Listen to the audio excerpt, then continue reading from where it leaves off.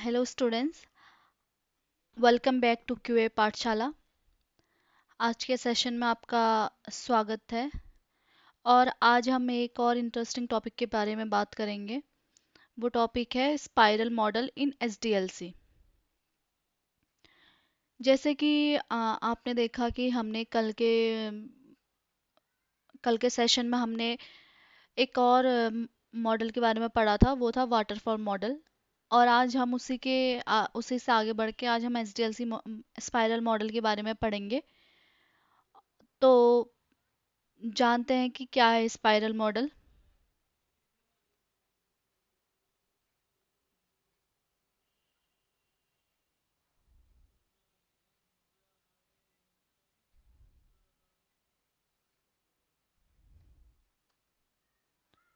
तो आज के टॉपिक आप देख सकते हैं, आज के टॉपिक यही है कि what is spiral model, why it is called spiral, phases of spiral model और एडवांटेज और डिसएडवांटेज, और डायग्राम और डिस्क्रिप्शन हम उसके बारे में देखेंगे।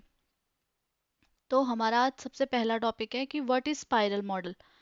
स्पाइरल मॉडल क्या होता है?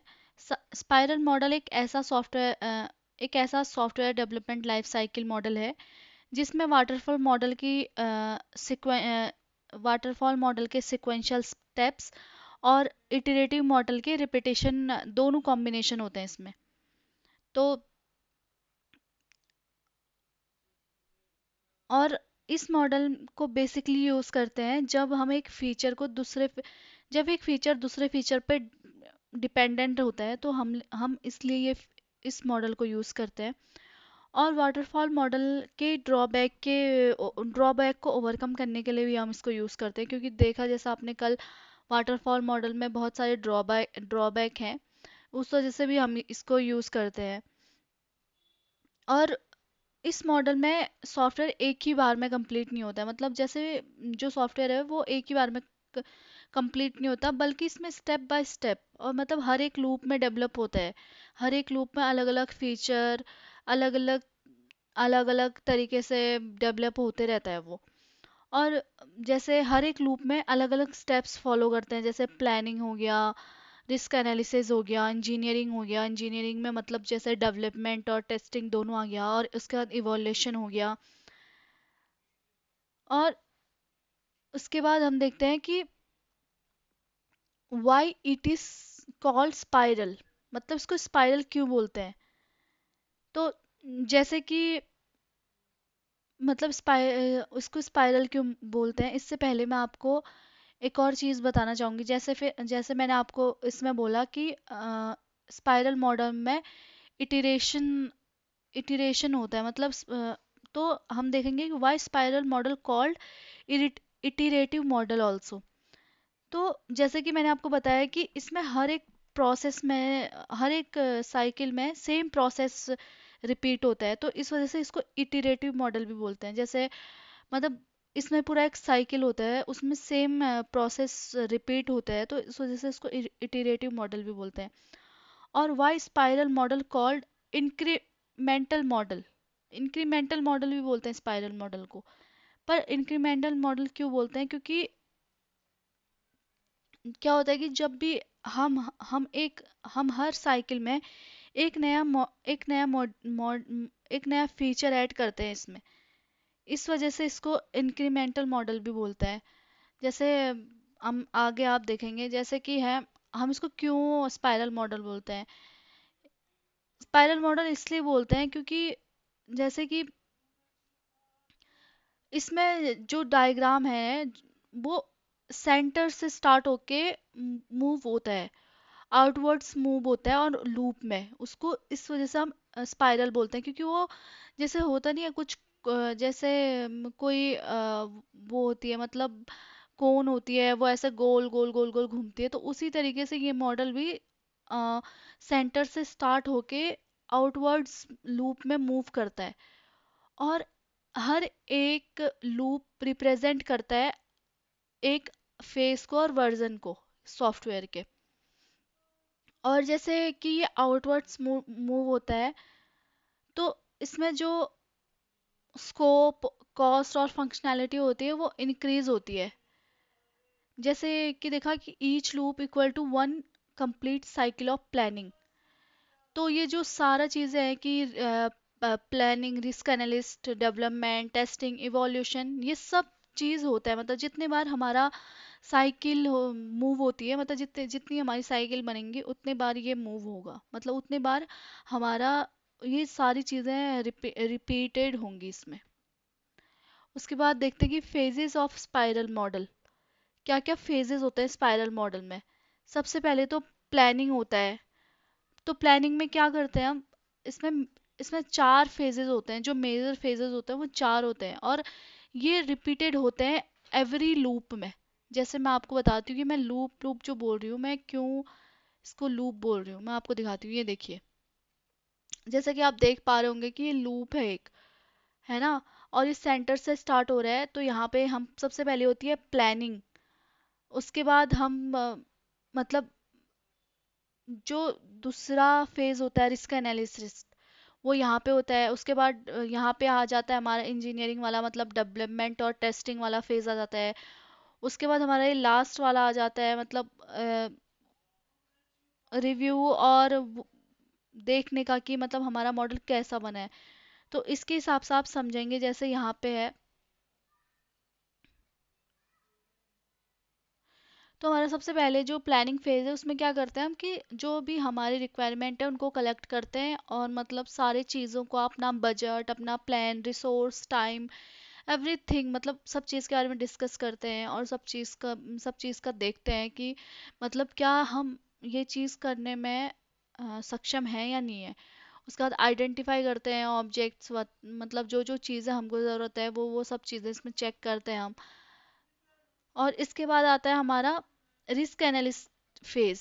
यहाँ पे हम क्या करते हैं कि आइडेंटिफाई करते हैं, मतलब जैसे जो टेक्निकल कॉस्ट है हमारी, जो शेड्यूल है, मतलब जैसे जो टेक्निकल कॉस्ट है, मतलब इससे ज़्यादा जो हमको सॉफ्टवेयर बनाने में लग रहा है, कहीं हमारा उससे कम हमारे पास तो नहीं है। और मतलब प्रोटोटाइप क्रिएट करते हैं कि अंडरस्टैंड, मतलब जो रिस्क है उनके लिए, बस उनको समझने के लिए कोई प्रोटोटाइप बनाते हैं। और अगर रिस्क रिस्क बहुत ज़्यादा हाई होता है तो प्रोजेक्ट को हम जल्दी ख़त्म कर देते हैं। उसके बाद आता है इंजीनियरिंग फेज। इंजीनियरिंग फेज में मैंने जैसे आपको बताया कि इसमें डेवलपमेंट और टेस्टिंग फेज होता है, कि जो भी डेवलपर है वो कोडिंग करता है, और वो स्मॉल स्मॉल पार्ट में कोडिंग करता है इसमें। और जो टेस्टिंग इसमें टेस्टिंग भी ऐसी होती है कि जितना जितना पार्ट हमारा बनते रहता है उसी हिसाब से टेस्टिंग होती है, और इंटीग्रेशन भी होता है इस मॉड्यूल में सेम। और उसके बाद आ जाता है हमारा इवोल्यूशन या कस्टमर रिव्यूइंग फेज।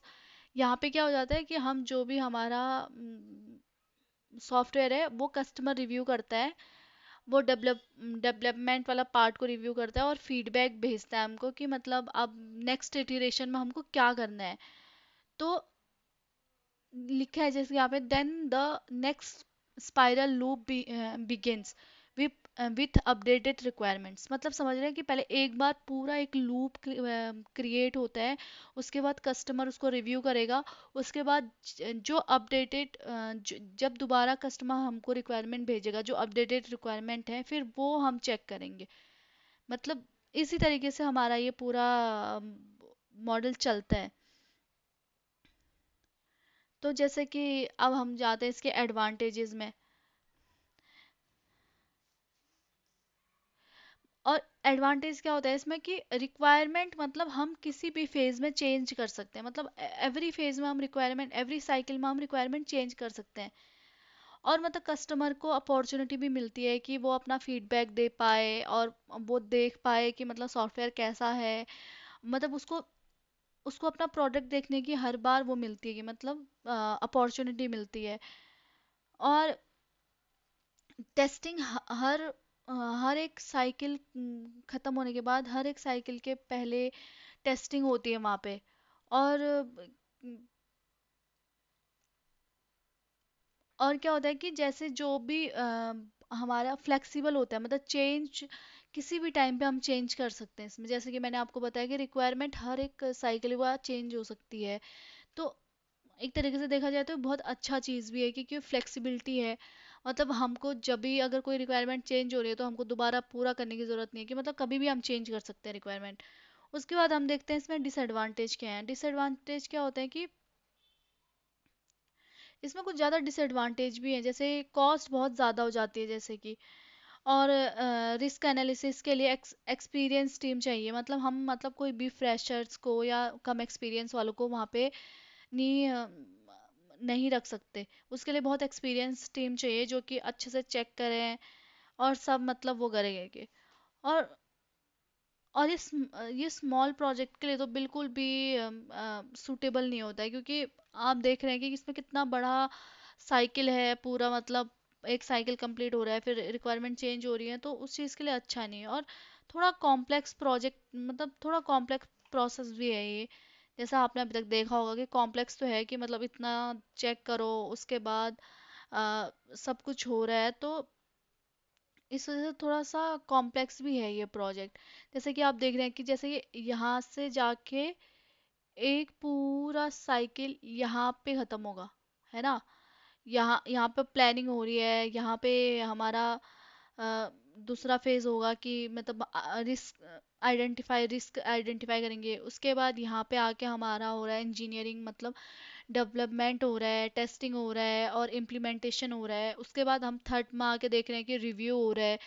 फिर अगर ये दोबारा कुछ प्रॉब्लम आई तो यहाँ से फिर रिक्वायरमेंट और चेंज हो जाएगी, फिर यहाँ से सेम, मतलब सेम ये सब चलता रहेगा। मतलब कि डिज़ाइन चेंज हो सकता है, रिक्वायरमेंट चेंज हो सकती है।